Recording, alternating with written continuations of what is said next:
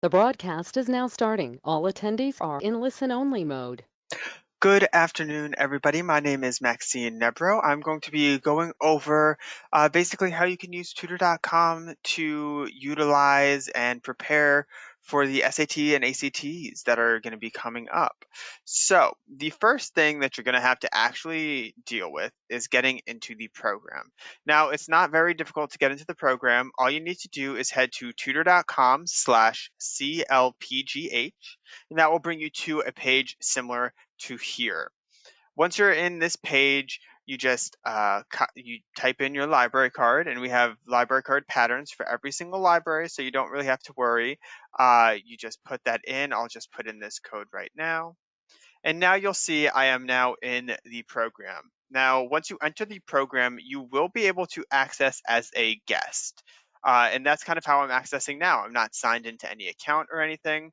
But as you can see, when I'm not signed into an account, there are some things that are grayed out. So submitting a paper for review, dropping off a math question, taking a practice quiz, all that stuff is grayed out. And that's because you need to create an account. Included in the things that are grayed out are the SAT and ACT essentials. So in order to unlock those, again, you just create an account right here and you just type in the information. So again, you just need first name, the email address, the password, and then the date of birth. And the date of birth is incredibly important because we are COPA compliant. So if you enter in a date of birth that shows you are 13 years or younger, you're going to have a limited account because we're not allowed to keep any identifying information. So if that is you, maybe you are only 13 years old, I would recommend talking to your parents about creating an account for you under their information. That way, again, you have access to everything that is in the program. Now, I already have an account, so I'll just go ahead and sign in. And once I sign in, if I remembered it correctly, now you can see everything on the top navigation bar is bolded, which means, again, now I have access to it. So the first thing I'm going to show off today is our SAT and ACT essentials. These are essentially self-paced courses that you can go in, take practice tests, and access a bunch of different resources. So let's say I am preparing for the SATs that are happening this summer. I just click prep for the SAT. It will bring me to this new page, which will load, and then this is your landing page. Now, you can choose what date your actual test is, and this will help you kind of keep on track and make sure that you know how many days you have left until the test. You can choose your target scores. So, for example, I got very ambitious with my math. I wanted a 760 on that. I wanted a 660 on my writing for a total of 1420. And as you can see right now, my scores are well below that. But this is, again, just really helpful to keep you on track, make sure that you can track how well you're doing against your ideal. But before we kind of go into the actual practice test, I did want to highlight some things on this home page.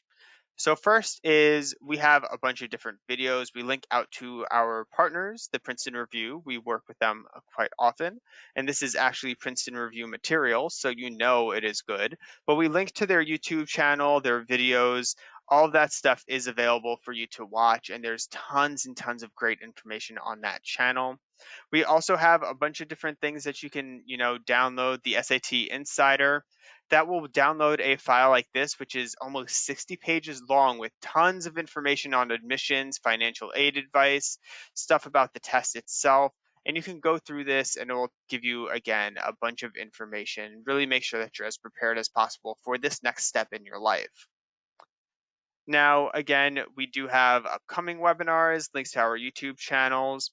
And then if you want testing resources themselves, you can click that. And then you can actually download a test day checklist. And that's going to look something like this, where we just give a guide and some advice on kind of how to prepare the night before and the day of the test. For example, have breakfast. Sometimes people skip breakfast, but it's important to have breakfast today because you're going to need as much brain power as you can get. And then it just tells you some of the things that you need to bring with you. You don't want to show up to the test and then find out, oops, I don't have my photo ID and I can't take the test itself. So there's going to be, again, a lot of really good information in here to help you prepare. Once you've done that and you've taken a look at all the different resources here, you can go on to the practice tests. Now, once you first start, your page is going to look like this, and it just tells you how to actually take a practice test and all of that. But as you can see, I've already taken two. If I wanted to take another one, I would just hit start, and then you would download the sheet and then launch the bubble sheet, and then basically that's going to look like this. This is what the practice test looks like. It again, pretty much the full thing you have access to, and then you can open up the online version of the bubble sheet and start filling things in. Now, I'm not going to do that right now because there are hundreds of questions and that will take some time to get through. But once you finish the test, and you can take this timed or untimed, it depends on kind of where you are in the process. If you just want to get a feel for the type of questions that are getting asked, you can do untimed. If you want to get used to that time constraint, you can just do it timed, and that will help you get used to that. But once you're done with the test, you'll get something like this. And it really is helpful because it visually shows you kind of where you are in the process. So again, I chose that I wanted my target score of 1420, and I got a total of 690. And that's broken down between 370 for math and 320 for verbal. But as you scroll down, you can get some more information here. So I can see every question that I got correct and every question that I got incorrect. If I wanted to see what the answer to number 15 was and kind of an explanation, I just click that, and it will tell me and explain why the correct answer is A instead of B. So again, that way you have a better idea of what you might have missed when you were actually taking the test. As you scroll down further, what we have is our areas of strength and areas of focus. Now, this is obviously going to be a little bit weird since I didn't really take the test, but when you finish taking a test, it will tell you what areas you need to focus on, and it will give you, different videos for that. So for example, citing textual evidence, my computer is slow, but it will give me a video and then a little practice drill, which is a quite little tiny quiz that will have between 4 to 9 questions usually, just to reinforce the topics at hand. And you can do that for the top three things that you might have been struggling on. If you wanted to get, a full view and, go through all the different topics that are available, you just click coursework. And once that loads, you can choose math, writing, reading. I'll do math, the heart of algebra, for example. And it will talk about things like how to build functions, tracking linear inequalities. And again, it has video lessons and practice drills for each and every one of these topics. And the practice drills, like I mentioned, it's very simple. This one has 9 questions. You can just enter in all this information. I'll just do next and next, next, score my drill, and then you'll see how many questions you got correct and how many you got incorrect. And it will again have explanations for each one of these so that you can get as much information as possible. Now, one thing you can keep in mind is that if, let's say, question number 2 I got incorrect and I still don't understand, I can actually copy this question, go here and connect with a tutor, and you could just choose SAT test prep. That was for algebra. Choose your grade level, and then you can enter in the question. Oh, that's my username. Whoopsies. But basically, you can copy and paste this question right into here and work on that with one of our tutors. That way, you have a better idea of how to go through that problem, the steps that you need to do that. But back here, once we finish this, again, all of this is going to be tracked so you can see again, what your scores were if you're still struggling on those topics. And then you can retake these drills or rewatch these videos if you want to. And again, we have this for a bunch of different topics. So as we go through them, you can see there are just dozens and dozens of topics for math that you'll be able to kind of go through, and same thing for reading and writing. Now, once you're finished with all your practice tests, you've taken the tests, and again, we do have a bunch of tests here. We have, I believe it is 9 different practice tests, and you can even kind of track your score visually and how you're doing, see if you're really increasing, if you're meeting your target score or anything like that. But once you're done with all of that, we actually have additional resources. So if you wanted to go over to this resource tab right here, you can find a couple of different articles that the Princeton Review has written up that talks about like important things when preparing for college, like how to choose the correct major, how financial aid works, stuff like that. And if I were to click, let's say, how financial aid works, it will bring me over to a Princeton Review article that has some more information, as well as videos and links to different scholarships, uh, packages and stuff like that that can kind of help you out a little bit. So there's going to be a ton of information, not only for the practice tests themselves, but for resources for any kind of college student. Now, again, this is all pretty easy. All you have to do is go in, create an account, and then you can kind of mess around with this. But there is more beyond just the SAT and ACT essentials. So, like I mentioned again, you can choose the SAT test prep and then all of these subjects, which are going to be subjects that are going to be covered within the SAT and ACT. You can choose whichever one you're struggling with. Let's say it was geometry this time.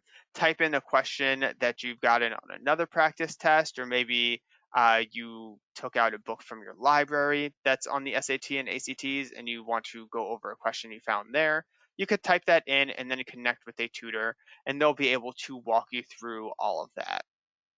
Now, if you scroll down a little bit further, this is where we have the Skill Center Resource Library. So the idea behind this is we've kind of scoured the web and found all these different links and resources that we think would be helpful for you. So whether that's links from the College Board, the Princeton Review, any other vetted sites that we thought would be helpful, you can find them here. And the best way to find the SAT and SAT and ACT resources is going to view test prep resources, choosing standardized test preparation, college entrance exams, and then whichever test it is. And we also have a bunch of advice for general tips and tricks and just college advice. So again, stuff like financial aid, how to choose colleges for you, stuff like that. But let's choose SAT and ACT. And now here is what you get. You get a bunch of different flashcards, different websites, even a bunch of different videos, again, from the Princeton Review. So this is an easy way instead of having to go through YouTube and trying to find something. That way, all the titles are here and you can kind of just go through them that way. And then again, like through the College Board, we have sample tests and worksheets that you have access to, and we have this for the ACT as well. So definitely go through these resources, try to find something that's helpful to you. And then again, a bunch of videos and websites for college advice and admissions, and even more for general tips and tricks. So those are the main tools that you're going to be needing for the SAT and ACT, different resources that we have available to you. This is going to be the time where if you have any questions, I'd be more than happy to answer those. There is a question box attached to your control panel. If you want me to go over anything again, I can do that. Otherwise, a follow-up email will be sent out and we'll have a recording of this as well as links on how to access the program and some other important stuff. So again, if you do have any questions, there is a control panel that you will be able to enter in questions that way.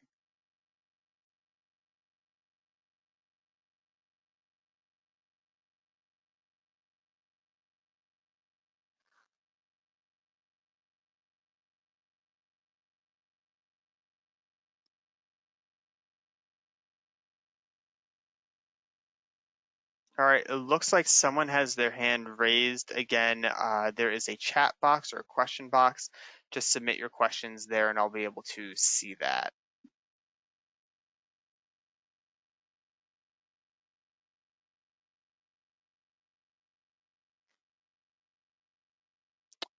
Yes, so the question that was just asked is the account free? I'm trying to make an account and it wants me to buy a subscription.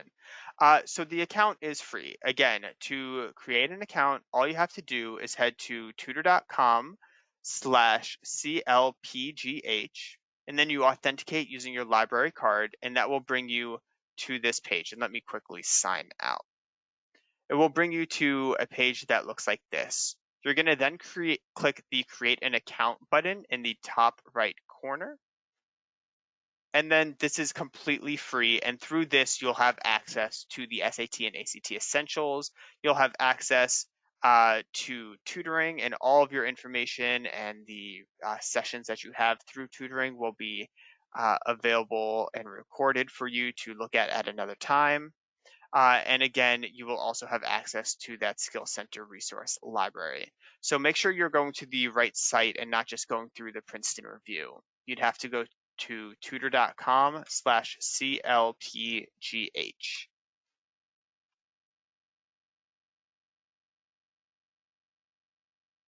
Let me know if that helps you.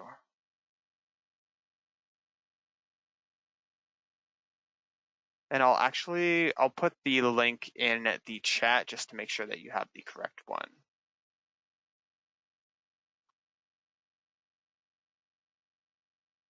You go to that site, enter in your library card, and you'll be all set.